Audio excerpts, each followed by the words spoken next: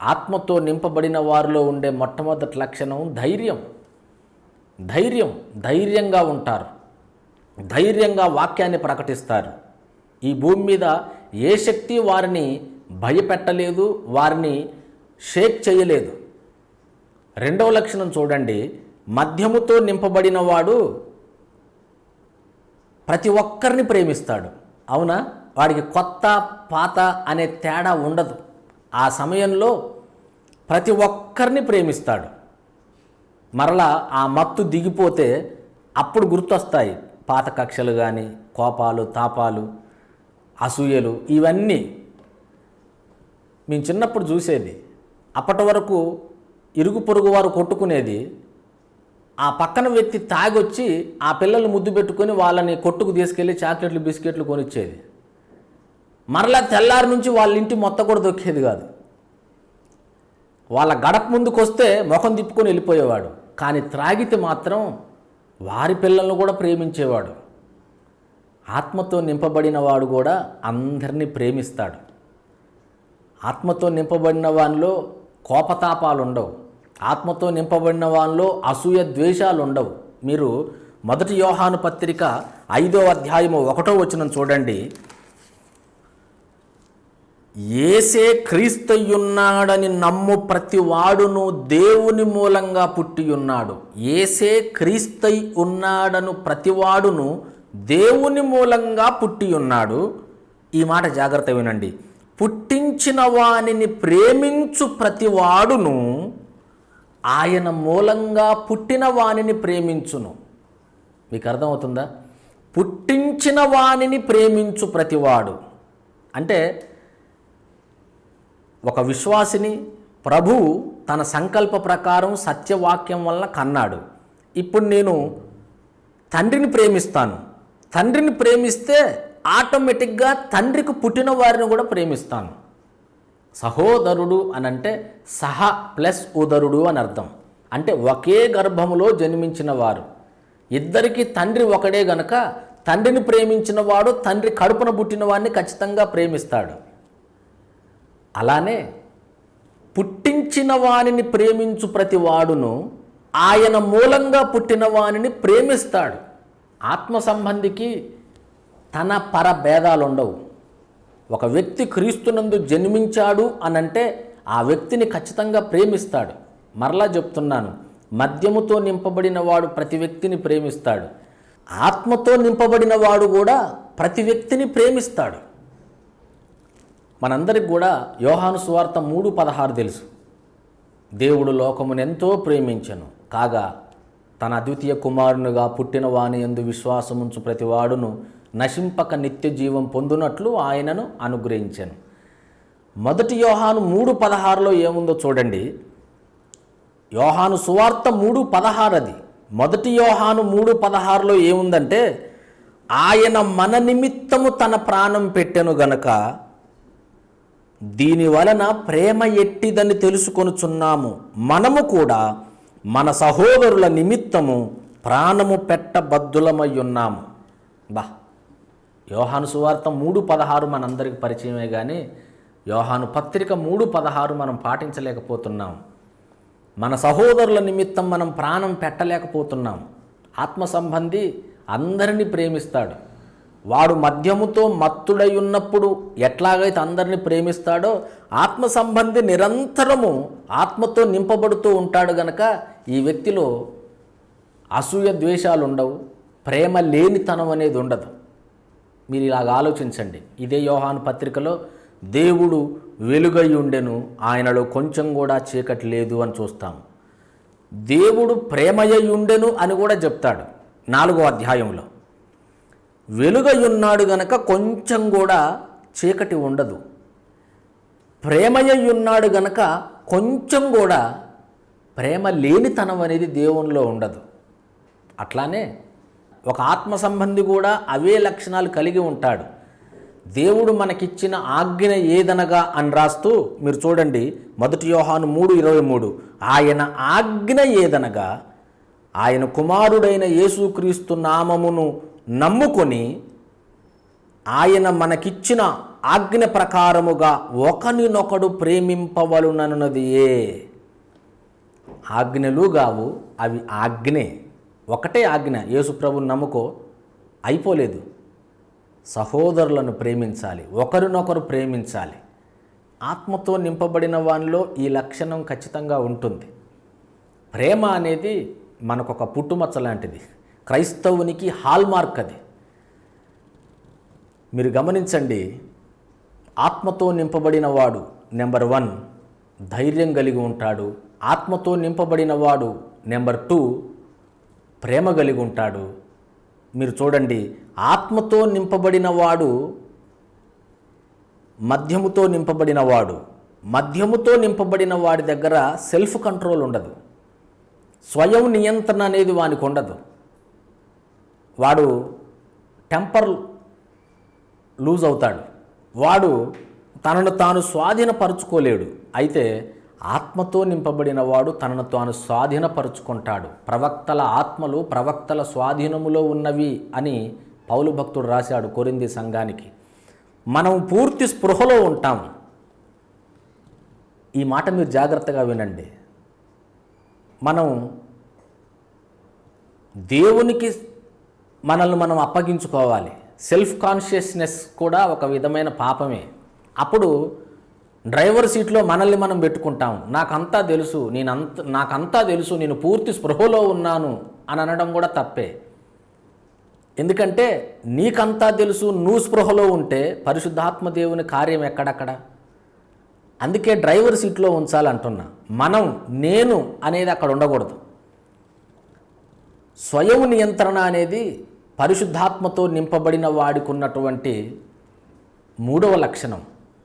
మీకు అందరికీ తెలుసు, ఆత్మఫలమేమనగా అంటూ మొదలుపెట్టాడు. మొట్టమొదటిది ఏంటి? ప్రేమ, సంతోషం, సమాధానం, దీర్ఘశాంతం, దయాలుత్వం.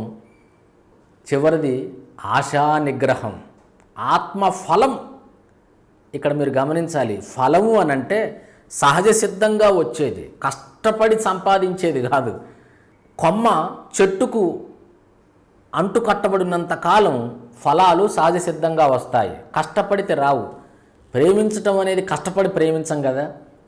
ఒక వ్యక్తిని ఇష్టపడటం, ప్రేమించటం అనేది సహజ సిద్ధంగా కలుగుతుంది. ఇప్పుడు మన పిల్లల మీద ప్రేమ కలుగుతుంది, నన్ను ప్రేమించు డాడీ అంటేనా?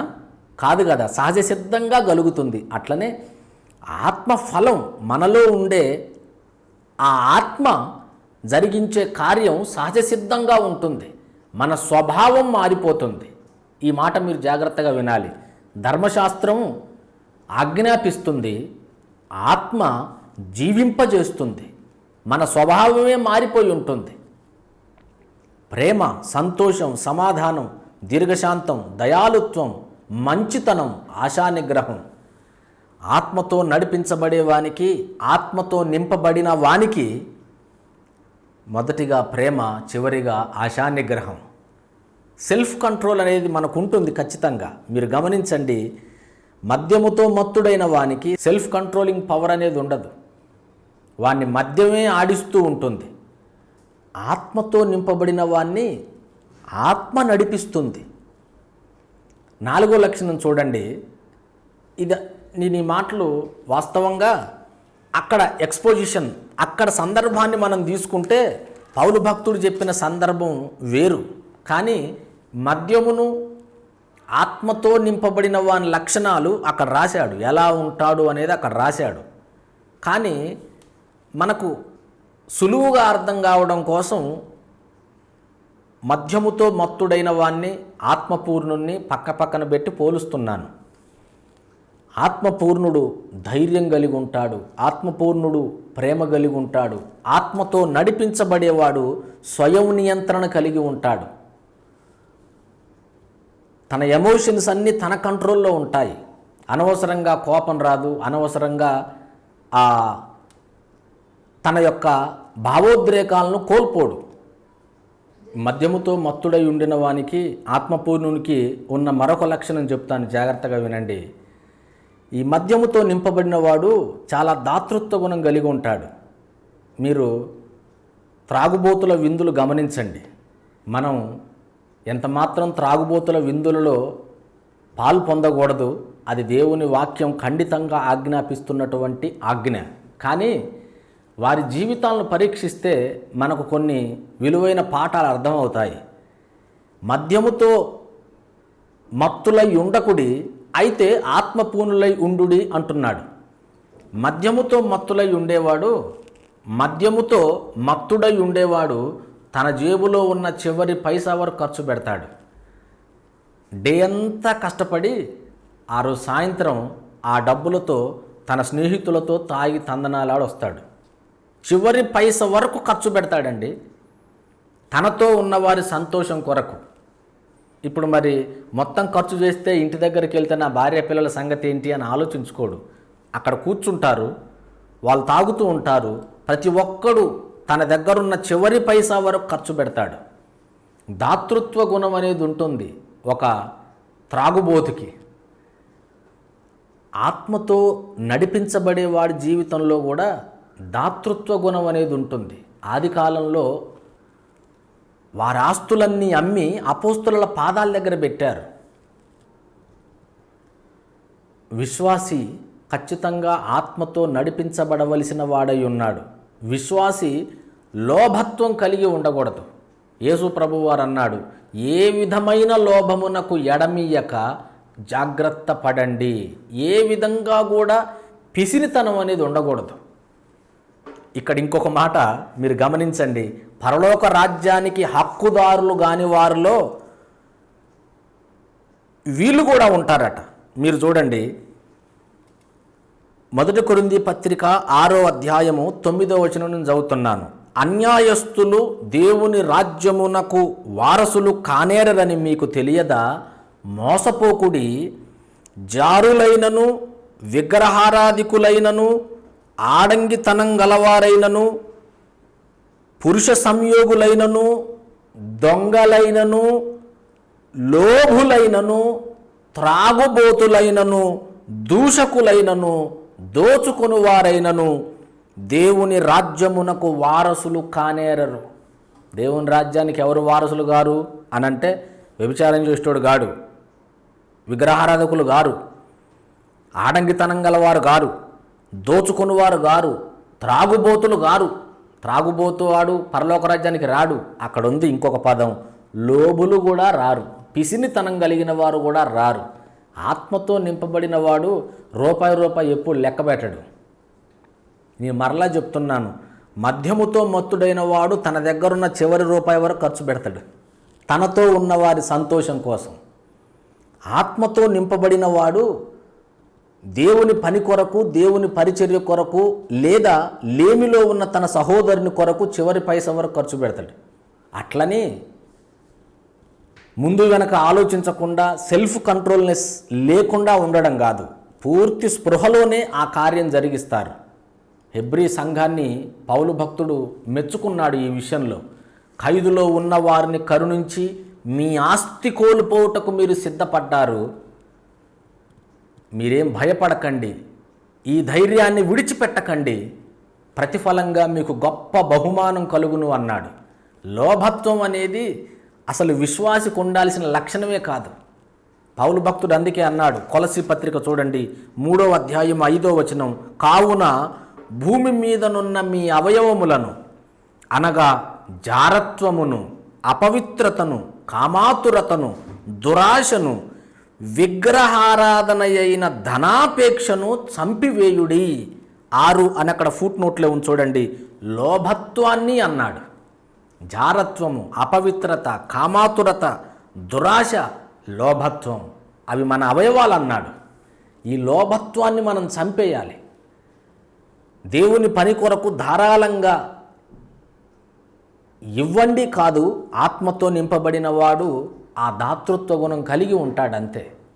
ఖచ్చితంగా దేవుని కార్య అభివృద్ధి కొరకు తన వంతుగా తాను బలవంతంగా కాదు, మరలా చెప్తున్నాను, ఆత్మ ఫలం. అది ఫలం సహజ సిద్ధంగా వస్తుంది. లోభత్వం అనేది ఎలా మనలో గూడు కట్టుకుంటుంది? ఎలా గూడు కట్టుకుంటుంది అంటే దాన్ని అభ్యాసం చేయాలి అన్నాడు. అభ్యాసం చేయకపోతే రోజు రోజుకి ఇంకా లోభులం అయిపోతాం. అబద్ధ ప్రవక్తల లక్షణాలు చెప్తూ రెండవ పేతురు పత్రిక 2వ అధ్యాయంలో అబద్ధ ప్రవక్తల గురించి మాట్లాడుతూ పౌలు భక్తుడు వారి యొక్క అవలక్షణాలను చెప్తున్నాడు. వారు మహాత్ములను సహితం దూషింపక వెరవకై ఉన్నారు. గొప్ప గొప్ప వారిని వాళ్ళు దూషిస్తారు అబద్ధ ప్రవక్తలు. ఆ లక్షణాలన్నీ మీరు చదువుతూ వస్తే 14వ వచనం చూడండి. వ్యభిచారిణిని చూచి ఆశించుచు పాపము మానలేని కన్నులు గలవారును అస్థిరులైన వారి మనస్సులను మరలు కొల్పుచు లోభత్వమందు సాధకము చేయబడిన హృదయములు గలవారు. దాతృత్వమైన పిసినితనమైన నీ హృదయాన్ని నువ్వెట్లా సాధకం చేస్తే అట్లా ఉంటుంది. పైస జారకుండా ఉండడం అనేది నువ్వు సాధకం చేస్తే పైస జారం. దాతృత్వ గుణం కలిగి ఉండడం అనేది సాధకం చేస్తే సులువుగా మనకున్నదాన్ని ఇతరులతో పంచుకుంటాం. పౌలు భక్తుడు ధనవంతులతో చెప్పాడు, సమస్తమును ధారాళముగా దయచేసే దేవుడు మనము సుఖంగా అనుభవించటానికే అనుగ్రహించాడు తప్ప మరింక దేని కొరకు కాదు అని చెప్తూ ఇలాగన్నాడు. 1 తిమోతి 6:17 ఇహమందు ధనవంతులైన వారు గర్విష్ఠులు కాక అస్థిరమైన ధనమునందు నమ్మిక ఉంచక సుఖముగా అనుభవించుటకు సమస్తమును ధారాళముగా దయచేయు దేవుని యందే నమ్మిక ఉంచుడని ఆజ్ఞాపించుము. వారు వాస్తవమైన జీవమును సంపాదించుకొను నిమిత్తము రాబోవు కాలమునకు మంచి పునాది తమ కొరకు వేసుకొనుచు మేలు చేయువారును సత్క్రియలు అను ధనము గలవారును ఔదార్యము గలవారును తమ ధనములో ఇతరులకు పాలిచ్చువారునై ఉండవలెనని వారికి ఆజ్ఞాపించుము. ఇతరులకు తమ ధనములో పాలిచ్చువారై ఉండాలి. ఎందుకంటే వాస్తవమైన జీవం సంపాదించుకొను నిమిత్తం. మీరు గమనించండి, లోభత్వాన్నైనా దాతృత్వాన్నైనా సాధకం చేసి సంపాదించుకోవడమే తప్ప అది అంత సులువుగా మనకు అబ్బదు. ఆత్మతో నింపబడిన వానిలో సహజ సిద్ధంగా ఈ దాతృత్వ గుణం అనేది ఉంటుంది. హృదయాలను ఆ బాటలో ఆ మార్గములో సాధకం చేద్దాం. దేవుడు పుట్టించే ఆ బుద్ధిని మనం ఏమాత్రం మరుగు చేయకుండా ఆ దాతృత్వ గుణాన్ని పెంపొందింపజేసుకుందాం. సాతాను సామ్రాజ్యంలో ఇవి 2 ప్రధానమైనవి, అహంకారము, ధనాపేక్ష. దేవుని సామ్రాజ్యములో దీనత్వము, దాతృత్వం అంతే. ఆత్మచేత నడిపించబడే వానిలో దీనత్వం ఉంటుంది, ఆత్మచేత నడిపించబడే వానిలో దాతృత్వం అనేది ఉంటుంది. మీరు గమనించండి, మద్యముతో నింపబడిన వాడు తన జేబులో ఉన్న చివరి పైస వరకు ఖర్చు పెడతాడు. అట్లానే ఆత్మతో నింపబడిన వాడు జనరస్గా ఉంటాడు, లోబిగా ఎంత మాత్రం ఉండడు. లోభత్వం అనేది అక్కడ కనిపించదు. చివరి లక్షణం చెప్తున్నాను, జాగ్రత్తగా వినండి. ఒక త్రాగుబోతు మద్యముతో బాగా మత్తుడై ఉండేవాడు లేదా మద్యానికి బానిస అయ్యేవాడు ఆ ఊరికి వెళ్ళాడు లేదా ఒక ఊరికి వెళ్ళాడు అనుకో, ఎవరి కోసం వెతుక్కుంటాడంటే తనలాగా ఎవరైతే తాగుతారో వాళ్ళ కోసం వెతుక్కుంటాడు. వారి సహవాసాన్ని వాడు ఎంజాయ్ చేస్తాడు కనుక ఆ ఊరిలో ఎవరు తాగుబోతులు ఉంటారో వారిని వెతుక్కుంటాడు. అట్లానే ఆత్మ సంబంధి అయిన వాడు ఎప్పుడైనా కూడా ఆత్మ సంబంధులతో ఉండడానికి ఇష్టపడతాడు. అంతే, ఆత్మ సంబంధుల సహవాసాన్ని వాడు కోరుకుంటాడు. మీరు చూడండి, వాడు తాగడానికి ఏం కారణం కావాలి? ఒకవేళ ఇంట్లో ఎవరైనా చనిపోయారనుకో ఏమంటాడు? అరే ఈ బాధ తట్టుకోలేకపోతున్నారా, నేను ఖచ్చితంగా తాగాలరా అంటాడు. ఒకవేళ ఇంట్లో శుభకార్యం జరుగుతుందనుకో, ఈ ఆనందాన్ని తట్టుకోలేకపోతున్నారా, వెళ్ళి తాగొద్దాం పారా అంటాడు. ఆనందమైన శుభకార్యమైనా వాడు ఏదో ఒక కారణాన్ని చూపించి తాగటానికి చూస్తాడు. అట్లనే ఆత్మ సంబంధి కూడా ఏదో ఒక కారణంతో ఆత్మ సంబంధులతో కలిసి ఉండటానికి చూస్తాడు. ఒక త్రాగుబోతు మరో త్రాగుబోతుని వెతుక్కున్నట్లు ఒక ఆత్మ సంబంధి మరొక ఆత్మ సంబంధిని వెతుక్కుంటూ ఉంటాడు. పౌలు భక్తుడు హెబ్రీ సంఘానికి లేఖ రాస్తూ అన్నాడు, హెబ్రీ పత్రిక 10వ అధ్యాయము 24వ వచనం, కొందరు మానుకొనుచున్నట్టుగా సమాజముగా కూడుట మానక ఒకనినొకడు హెచ్చరించుచు ఆ దినము సమీపించుట మీరు చూచిన కొలది మరి ఎక్కువగా అలాగు చేయుచు ప్రేమ చూపుటకును సత్కార్యములు చేయుటకును ఒకనినొకడు పురికొల్పవలనని ఆలోచింతము. సమాజంగా కూడుకోవడం మానకూడదు. ఆదివారం ఆరాధనలో కలుసుకుంటాము, మరలా ఆదివారం వచ్చేంత వరకు ఒక విశ్వాసి మరొక విశ్వాసిని కలుసుకోవడానికి అసలు అపేక్షించడు. దైనందిన ఒత్తిడులు, అనుదిన అలజడులు, లేదా ధనాపేక్ష, మరేదైనా కారణం కావచ్చు, ధనమోసం, ఐహిక విచారాలు ఒకరినొకరు కలవకుండా చేస్తున్నాయి. ఆత్మ సంబంధులు ఎప్పుడూ మరొక ఆత్మ సంబంధితో కలిసి ఉండటానికే ఏదో ఒక కారణాన్ని బట్టి ప్రయత్నం చేస్తూ ఉంటాడు. లోక సంబంధులతో ఉంటారు, ఆత్మ సంబంధులతో ఉంటారు. సమాజంగా కూడుకోవడం మానొద్దు. ఆదివారం కూడా ఆరాధనకు రానివాడు పరలోకం పోతానని ఎలా నిరీక్షణ కలిగి ఉండగలడు? సంఘములో సభ్యుడిగా కొనసాగని వాడు పరలోకంలో ఎలా ఉండగలడు? ఎవడును తమ్మును తాము మోసపరుచుకొనకూడదు అన్నాడు పౌలు భక్తుడు. ఖచ్చితంగా సమాజంగా కూడటం అనేది తప్పనిసరి చేసుకోవాలి. సమాజంగా కూడటం మానుకోవద్దు. ఎందుకు? నువ్వు ఆత్మ సంబంధిని కలవలేకపోతున్నావు అంటే నువ్వు ఆత్మ సంబంధివి కాదు గనక. నీ ఇంట్రెస్ట్ ఏదో ఆ ఇంట్రెస్ట్ కలిగి ఉన్న వారిని కలవడానికే ప్రయత్నం చేస్తూ ఉంటావు.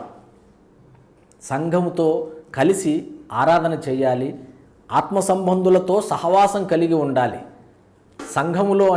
సంఘములో ఇవి 4 ఖచ్చితంగా ఉండాలి. ఆది సంఘములో ఉన్నాయి. అపోస్తలుల బోధ యందును, సహవాసమందును, రొట్టె విరుష్ట యందును, ప్రార్థించుట యందును ఎడతెగక ఉండిరి అని వాక్యం సెలవిస్తుంది. సహవాసం అనేది ఉండాలి. సహవాసం లేకుండా ఉంటే వారమంతా లోక సంబంధులతో నువ్వు సహవాసం చేస్తే నువ్వు లోక సంబంధిలాగానే ఉంటావు. మనుష్య సంగతులనే తలంచుతావు కానీ దేవుని సంగతులను తలంచే శక్తి నీకు ఉండదు. హెబ్రీ పత్రికలో అంటాడు చూడండి, 4వ అధ్యాయము 1వ వచనం, ఆయన యొక్క విశ్రాంతిలో ప్రవేశించుదమను వాగ్దానము ఇంకా నిలిచి ఉండగా మీలో ఎవడైనను ఒకవేళ ఆ వాగ్దానం పొందకుండా తప్పిపోవునేమో అని భయము కలిగి ఉందము. వారికి ప్రకటింపబడినట్లు మనకును సువార్త ప్రకటింపబడెను గాని వారు వినిన వారితో విశ్వాసము కలవారై కలిసి ఉండలేదు గనుక విన్న వాక్యము వారికి నిష్ప్రయోజనమైనదాయను. ఎంతో వాక్యం వింటాం, కానీ ఆ వాక్యం మన జీవితాల్లో ఎందుకు ఫలించదు అని అంటే వాక్యము వినిన వారితో కలిసి ఉండం గనక. ఒక త్రాగుబోతు మరొక త్రాగుబోతుని ఎత్తుక్కుంటాడు, ఒక ఆత్మ సంబంధి మరొక ఆత్మ సంబంధిని ఎత్తుక్కుంటాడు, అంతే. అది రూల్. ఆత్మ సంబంధి యొక్క ఈ 5 లక్షణాలను మీ మనసులో నాటుకొననివ్వండి. ఈ లక్షణాలు సహజ సిద్ధంగా మనలో లేకపోతే, ఈ లక్షణాలు మన జీవితాలను నడిపించకపోతే మనం ఆత్మపూర్ణులం ఎంత మాత్రం కాదు. డిఎల్ మూడి అనే భక్తుడు ఊరికే ఈ ప్రేయర్ చేస్తూ ఉండేవాడట. Lord fill me with your Holi spirit, fill me with your Holi spirit. ఇంట్లో నుంచి బయలుదేరేటప్పుడు ఆ ప్రార్థన చేసేవాడట. మరలా ఇంకొక ఇంటికి పోతే అక్కడ ప్రార్థన చేసేవాడట. ఎక్కడికి వెళ్ళినా Lord fill me with your Holi spirit, fill me with your Holi Spirit అని ప్రార్థన చేస్తుంటే ఆయన సహాయకుడు ఆయనతో ఎల్లప్పుడూ ఉండేవాడు అడిగాడట, ఏంటంటే మీరు ఇందాక చేశారు కదా fill me with your Holi Spirit అని, మరలా ఎందుకు చేస్తున్నారు అని అంటే డిఎల్ మూడి భక్తుడు అన్నాడట, because I'm a leaking vessel అన్నాడట. ఎందుకు ఊరికే ప్రభువా నీ ఆత్మతో నింపు అని ఎందుకు అంటాను, ఎందుకు ప్రార్థన చేస్తాను అనంటే నేను కారిపోయే స్వభావం కలిగిన వాణ్ణి. ఇప్పుడు నింపబడతాను, మరుక్షణమే మరలా నా స్వభావం మారిపోతుంది. అందుకే నేను నిరంతరం ఆత్మతో నింపబడటానికి, అనగా ఆత్మతో నా జీవితం నియంత్రించబడడానికి ఈ ప్రార్థన చేస్తూ ఉంటాను అన్నాడట. మద్యముతో మత్తులై ఉండకుడి, ఆత్మ పూర్ణులై ఉండు అని పౌలు భక్తుడు సెలవిచ్చాడు. కనుక ఇది గుర్తుపెట్టుకోండి, మద్యముతో మత్తులై ఉండడం పాపమా కాదా? ఖచ్చితంగా పాపమే. మరి ఆత్మచేత నింపబడకుండా ఉండడం పాపం కాదా? ఇది కూడా ఖచ్చితంగా పాపమే. మద్యము మన జీవితాలను నడిపించడం, మద్యవశులమై ఉండడం ఎంత పాపమో, ఆత్మచేత నడిపించబడకుండా ఉండడం కూడా అంతే పాపం. ప్రభు మీ మనోనేత్రాలను వెలిగించునుగాక. ఆమెన్.